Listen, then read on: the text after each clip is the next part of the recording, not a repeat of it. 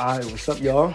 It's DB. A couple weeks ago, I asked y'all to send me questions for a Q&A on my Instagram and on my Snap and everything, and y'all hit me back. I got 12 questions that I'm gonna answer in this video and just give y'all, the answers and the insight of what my answers are and stuff like that. So yeah, come on. So question one is, who and what inspired you to make music? Man, if you know me, then you know. If you know me, then you know. The person who inspired me to do music is the GOAT, the God himself, Kendrick Lamar. The greatest of all time. Top 2, not 2. Smoking on all the top 5s. But yeah, when I was in 6th grade and I heard Damn for the first time, I fell in love with music and I fell in love with Kendrick. He was the one that gave me that type of inspiration and motivation to make music and rap. And the way his music connected with me, it made me feel like, I don't know, it made me feel something and not just like, he's been my favorite rapper ever since. I genuinely know if you think differently, you're just wrong. He's the best rapper to ever grace a mic. He's the best rapper to breathe. He's the best rapper to walk and live life. Anyways, yeah, the answer to that is Kendrick Lamar. He's the one that inspired me to make music ever since 6th grade. I started writing. And yeah, that's my inspiration. Question 2 is, how did I start making music? It's a funny story. When I was in 8th grade, this kid, Lil Curry, he was making diss tracks to a bunch of people in their middle school, and he made a diss track on my friend Chris at the time.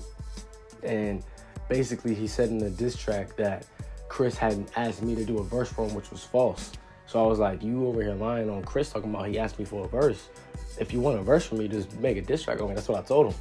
And then he made a diss track on me. Little did he know I've been writing since I was in 6th grade, so I was already a year and a half, 2 years into just writing raps just because I like doing it. And he got cooked, he got bodied, it was done. And that's when I started making music. Question 3 is, if you had to describe your album to an alien, what would you say? If I had to describe my album to an alien, it would be like this, right? So my album description to an alien would be like, I'll come up to this alien and I'll be like, all right, so you trying to prove to people you exist. You don't want people to believe you. I know you come over here, people think aliens are not real, people don't believe them. Me personally, I believe you. I believe that you're real. I believe that you're here. I'm looking at you dead in your face. This album will, give you that ammo, that motivation, that drive to prove to these people that you're real. Cause you're right here, you're right here, you're real. But yeah, this album right here is the best album that dropped in 2022. Best album 2023 for sure. I would say to the alien that this album, it will make you feel things that you never felt before in your life. Point blank period, as simple as that. That's what I would tell them. Question 4 was, what was the process like? So I'm assuming that the question is talking about the album. And the process for the album was a pretty long time. Right after I dropped the 2 AM tapes, my sophomore year, I had an idea of what I wanted Proof to be, because I was in this mindset of me leveling up in certain things and getting better and better and constantly working at being the best I can at these things. And I had this idea of putting that emotion and trying to evoke that passion and drive into an album, into a body of work. And that's when the idea of Proof came about. And in terms of the process, the first thing I wanted to figure out was, or I already figured out what I wanted to be like, what I wanted to say, what I wanted to, talk about. But I think the second step was finding what I wanted to sound like and find the beats to it, finding what I wanted the instrumentals and the way for it to flow, how I wanted to make that feel. Yeah, and then after that, I went through a bunch of beats, scrapped a bunch of beats. There's a bunch of beats now that I have that I wish I would have put on Proof, or wish I would have done more with. But yeah, I made the beats, and then I took a stash of a bunch of beats, and I racked up a good amount of them, and I wrote to them. Started off with Flyaway Interlude. I had that piano sample, and I just looped it. I really freestyled that whole thing. I freestyled it. And then after that, I just touched up the words and then I re-recorded it. But yeah, after I recorded the songs, I mix and master all of them myself, and I make the cover art. I figure out all these different things, and how I'm gonna want the vision to be through everything, and then I put it out, and that's what it is now. And now I'm still working on how I want the world of Proof to be, how I want the experience to look like, how I want it to feel like, and it continues after the album drops. That's the most important part, is the post-release rather than the pre-release. But that's my answer. Question number 5, where did you get your background vocals for Vendetta?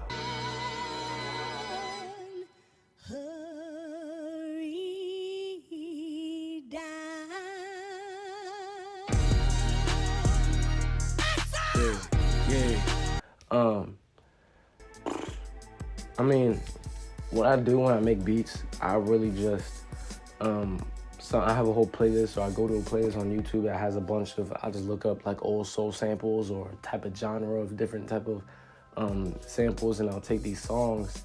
I forgot what exact song Vendetta was from, but yeah, I took that vocal clip and the big horns, ding, I took that and I sampled it in there. I chopped that up. I found it on YouTube and I put that in the Vendetta beat. And it took me a long time to actually write to it because I knew I had the spaz on it by how good the beat was. And yeah, I ended up doing that. And that was how I got, the sample for Vendetta. I got it from YouTube. Question number 6 is my favorite song on the album. Let's see. I'm gonna change my favorite song because I feel like my favorite song and the best song could kind of go hand in hand, but I'll probably choose my favorite song. Might be either War Freestyle or Sing About Me, because War Freestyle, it just showcases how good I can rap and how the bars of it, you know what I'm saying? I think the different beats and the different styles and flows that I put on there was pretty good, and I really like that song. A lot of hits every time. But Sing About Me, I think, is just a perfect song in that from top to bottom, every verse, the way I layered my vocals in the hook, the beat, the progression, everything about it, I think it was perfect. So I think either Sing About Me or War Freestyle would be my favorite song on Proof. Number 7 is the most difficult song to make / the longest song to make. The most difficult song to make would probably be Peace of Mind, because I just put so much into that song, and I knew that it was gonna be the best song on the album, just of what I was talking about and the way I delivered it. But I just wanted to make sure it was so perfect, and even to this day, I don't think it's as perfect as I want it to be, because I know it's such a good song. I'm a perfectionist, and I wanted it to be as good as possible. But yeah, I feel like the process that I put into making Peace of Mind, the writing, the beat, the voices in the ear, going back and forth in the beginning and writing all those words down of what I was gonna say in that beginning part, and reversing the sample and gradually letting it fade up into that big crescendo of You Can't Do It All at Once. I feel like that took the longest to make. And a lot of the mixing in that was really hard, because I wanted it to feel the right way. And but yeah, I feel like Peace of Mind probably took the most effort out of me, for sure. Number 8 is Dream Feature. My dream feature would probably 100% be Kendrick. If I had Kendrick on a feature, that would be the best thing in the world, if I had Kendrick on a song with me. I already have him on one of my credits for Sing About Me, because it was his song that I reinterpreted and made it in my own way. So technically I do have, it's not a feature, it's just a collaboration. Yeah, so yeah, I do have him as a collaboration, not as a feature though. But if I couldn't get Kendrick, I probably want J. Cole, because people will say that me and J. Cole, I sound like J. Cole, but I kind of see it in the cadence and everything. But J. Cole would definitely be one of them, or Rihanna for sure. Dream feature.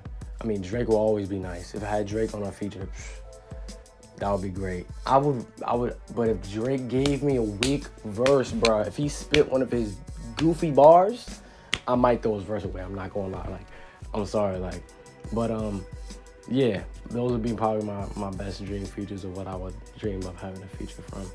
Okay, number 9, top 3 bars on the album. Dang, top 3 bars on the album. I'm rubbing my chin like I got chin hair. It's a little bit, you don't even know, but my top 3 bars on the album. Bars, top 3 is hard, bro. Alright, so I just skimmed through the whole album, a bunch of songs in the album. And my top 3 bars is definitely after me. When God try to let me know something, he don't speak to me, he rap to me. Yeah. Off Page from a Poet.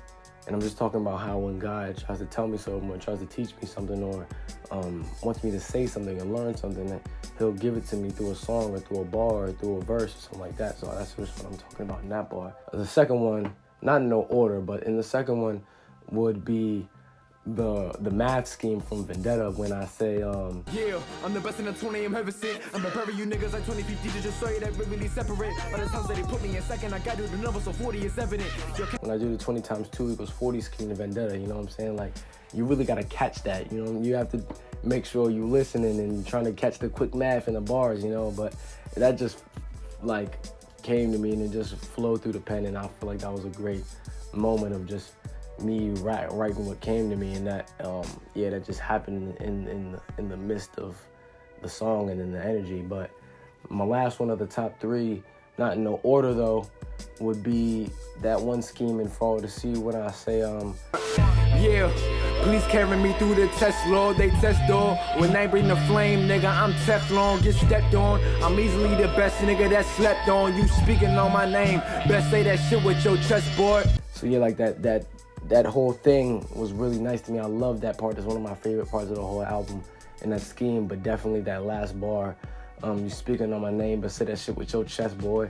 So like, yeah, it's a little caption bar for you know what I'm saying? But yeah, I really like that line, and I think it just fits so well within the scheme and the way I delivered it and the beat and everything in the album. It just fit well. And then number 10, the meaning behind the album cover. All right, so like, a bunch of people asked us like what did it mean by my ear bleeding and by you know, me wearing the same clothes in every video with the white beater and the black pants and stuff like that, with the chain and the proof chain and everything. But really it was just like, well, the blood coming from my ear bleeding.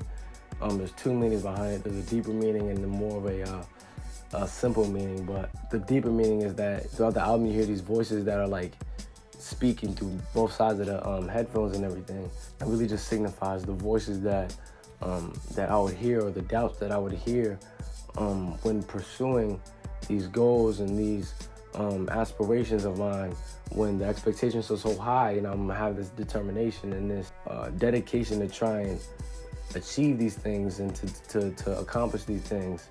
I look up at that expectation and that goal that I want to achieve, and the doubt starts to creep in. These voices, these negative affirmations start to creep in, regardless of how confident I am in myself or how much I put in. Those voices are leaking out of my head through the blood in these shots. It's me trying to get these negative emotions and these negative words out of my brain, out of my mind, through the blood, and I'm trying to force them out of me to try and move forward. And also, it's just that they're yelling so loud in my ears that it makes my ears bleed. And the simple reason, the simple answer would be that I listen to so much music and make so much music all the time that it makes my ears bleed. But yeah, that's the answer to that question. Number 11, double uno, W Youngdb. Where do you see yourself and music in 5 years? So in 5 years, it'll be 2028. And I will be 22 years old. All right. So 5 years in 2028, I think that I see myself as a way better artist, a way better rapper. Technically, you know, sonically, I feel like I'll be a lot better. I hope that I achieve the goals that I set out for myself by then. I hope that I see myself being a way better basketball player. Just skill level at a point where it's like, it's stupid levels on both sides, music and basketball, both sides. Yeah, I feel like I see myself in a space where I've achieved more things than I've achieved now, and at the end of the day, I just want to be happy with my life at that time. In 5 years, by the time I'm 22, regardless of what I've achieved or what I've done and the goals that I've met or may have not met. I just hope that I'm happy with where I am in my life, everything like that. I hope, you know, that I'm still good, you know what I'm saying? But yeah, regardless of that, that's how that's where I see myself. I see myself happy, and better, still moving forward 5 years from now. Question number 12, last question. What song are you most proud of? Definitely 100% the song I'm most proud of is Peace of Mind. Track 4, I feel like that's the masterpiece off Proof. It's really, like, it really tells the story of the whole album throughout one song. It gives you the whole meaning of the whole album through one song. Me going through all these things and having all these expectations and all these, you know, things that I want to get done and things that I want to do and how high I want to reach, but it messes with my mental. It messes with my brain, and my confidence, and the doubt starts to creep in. And the whole song is just me wanting to find a peace of mind, not to be too high or too low, but to find a middle ground where I'm at peace and constantly moving forward or working, you know? And I think that's the song I'm most proud of. Like I said, it was the hardest to make. It took the longest to make. I cried tears when I wrote that song, just because it came so much from my heart. The things that I was saying in that song and the things that I meant in that song was so true and so real of what my life was and is. And the sounds of it, the whole crescendo of it coming, all the voices, you know what I'm saying, in the beginning going back and forth and telling me these things. And it comes to that crescendo and it stops at the peak with "You Can't Do It All At Once, DB." And I take that deep breath and I tell you that this is proof, you know what I'm saying? Like, that this is proof that I can, you know what I mean? That's definitely, like, for sure the song that I'm most proud of off the album. And I think that's the masterpiece of the album. I think that's the best song I ever made. I think that's a song that I'll always remember and cherish. I think this Peace of Mind is a lot of things that, you know, people can relate to or try and feel in that song through that message, and I'm very proud of that. So I think that's one of my most proud song, the song I'm most proud of for sure. But yeah, thank you. That's all the questions that I got. The best ones, except like all the other ones asking dumb stuff. But I'll probably do this again sometime soon. But I appreciate y'all for watching, and just know that a bunch of more things is gonna come out in terms of Proof and the rollout and the experience of that. Yeah, I just dropped the Clarity music video. Make sure you go peep that. If you don't peep that, I don't even know what you're doing watching this video to the end. You telling me you watched the video, this Q&A video, to the end, and you haven't even watched the Clarity music video? You haven't hit the like or the subscribe at all? Like, what are you doing, bro? Like, you're over here, you're goofy right now. Like, you're really, like, I'm laughing, but I'm not laughing though. I'm not, don't play with me. But yeah, the Clarity music video just dropped, and a lot more music videos going to come out, and the story is going to be told visually on top of audio wise. So I think y'all going to like that. And yeah, all right, I'll catch y'all.